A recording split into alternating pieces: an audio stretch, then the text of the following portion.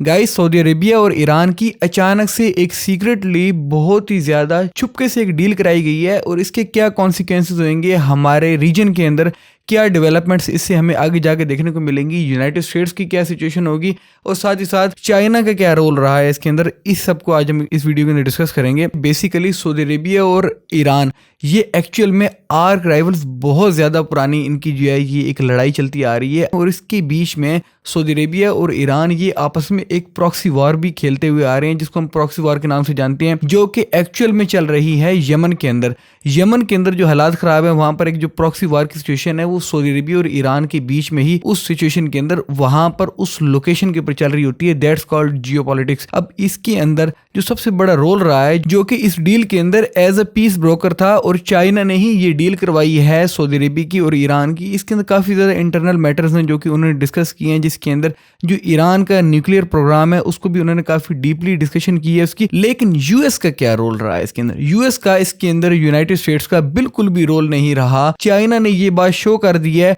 कि मेरा जो इन्फ्लुएंस है मिडिल ईस्ट के अंदर वो यूनाइटेड स्टेट्स से आगे होता जा रहा है और यूनाइटेड स्टेट्स को अब साइडलाइन किया जा रहा है। यूएई हो गया उसकी तरफ से, सऊदी अरेबिया हो गया, ईरान तो जाहिर बात है कि ईरान तो ऑलरेडी यूएस के खिलाफ ही है, बट सऊदी अरेबिया जो कि एक बहुत ही पुराना स्ट्रेटेजिक अलाई है यूएस का, उन्होंने ऐसे डिसीजन चाइना की ब्रोकरेज के अंदर लिया है कि चाइना उस किस्म की डील के बीच में आया है जो कि हमारे इस पूरे रीजन के लिए बहुत ज्यादा इंपॉर्टेंस रखती है। अब इस डील से जाहिर बात है कि यहाँ पर एक पीस का माहौल तो क्रिएट होगा, खास करके जो सऊदी अरेबिया से फंडिंग होती थी और जो ईरान से फंडिंग होती थी एक सेक्टेरियन वायलेंस की, उसके अंदर भी हमें कमी देखने को मिलेगी। और साथ ही साथ एक और चीज जो है वो पाकिस्तान के लिए बहुत ज्यादा जरूरी है कि हमें ये देखना होगा कि हमने आखिर अपने फ्यूचर को किस तरफ लेकर जाना है, हमने अपने डिप्लोमेसी को किस तरफ लेकर जाना है। जितने भी हमारे एक्सटर्नल मामलात हैं वो एक बात तो क्लियर हो चुकी है कि ये जो राइट नाउ की करंट हमें गवर्नमेंट देखने को मिल रही है पीडीएम की, इसके ऊपर पाकिस्तान की अवाम तो बहुत दूर की बात है, बल्कि अब इंटरनेशनल लेवल के ऊपर किसी को भी इनके ऊपर ट्रस्ट नहीं रहा। उसकी एक ही मेजर वजह है कि जितने भी पूरी दुनिया के अंदर डेमोक्रेटिक ममालिक हैं वो सारे के सारे डेमोक्रेसी को बहुत ज्यादा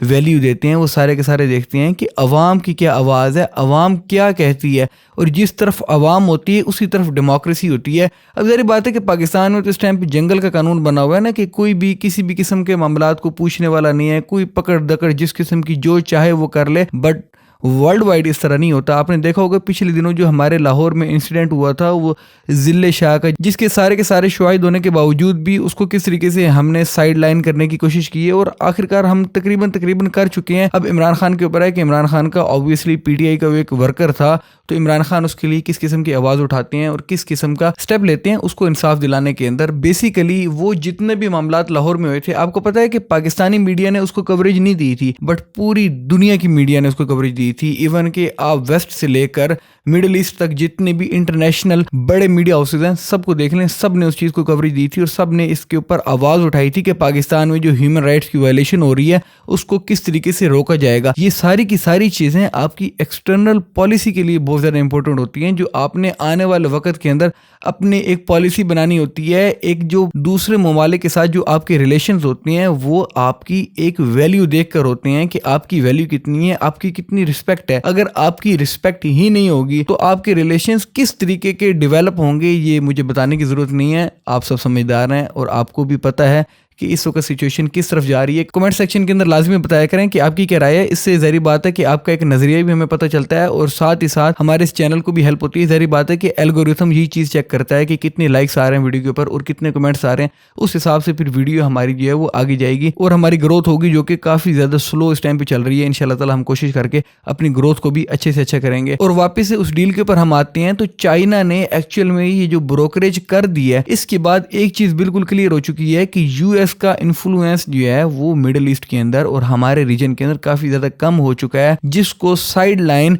एक किस्म का सऊदी अरेबिया कर चुका है। इवन के ज़ाहिर बात है कि आप ओपनली किसी भी चीज़ को इस तरीके से जस्टिफाई नहीं करते, ना ही आप इस तरीके से ओपनली आप बात उठाते हो। आखिर हर मुल्क की अपनी डिप्लोमेसी होती है और साथ ही साथ अपने मफादात जुड़े होते हैं, जो कि सबके साथ जुड़े होते हैं। यूएस के साथ भी जुड़े होंगे, चाइना के साथ भी जुड़े होंगे, बट ये चीज़ एक काफ़ी ज़्यादा हद तक क्लियर होती जा रही है कि जितना इस वक्त चाइना अपना इन्फ्लुएंस बना रहा है उतना इन्फ्लुएंस अब यूएस का नहीं रहा। यूएस का इन्फ्लुएंस इंटरनेशनल पॉलिटिक्स के अंदर कम होता जा रहा है और चाइना उसी टाइम के ऊपर पर बहुत ज़्यादा तेज़ी से अपना इन्फ्लुएंस बढ़ाता जा रहा है। और एक टाइम आएगा हमें देखने को मिलेगा कि पूरी दुनिया की जो पॉलिसीज़ हैं, जैसे पहले यूनाइटेड स्टेट्स की मर्जी के मुताबिक होती थी, अब आगे जाकर हमें देखने को मिल सकता है कि एक रशिया का, चाइना का, सऊदीया का, इनका कोई एक किस्म का एक हमें ब्लॉक देखने को मिल सकता है जो कि इस इंटरनेशनल पॉलिटिक्स को मुकम्मल तौर के ऊपर कंट्रोल कर रहे होंगे और अपना इन्फ्लुएंस इतना ज़्यादा बढ़ा चुके होंगे कि यूनाइटेड स्टेट्स हो गया वो बिल्कुल हमें अकेला देखने को मिल सकता है कि उसके मुकम्मल तौर के ऊपर जो मेजर अलाइज भी हैं वो भी शायद की बात है बैकवर्ड हो जाए। क्योंकि जब आपका इन्फ्लुएंस कम होता है ना दुनिया के अंदर,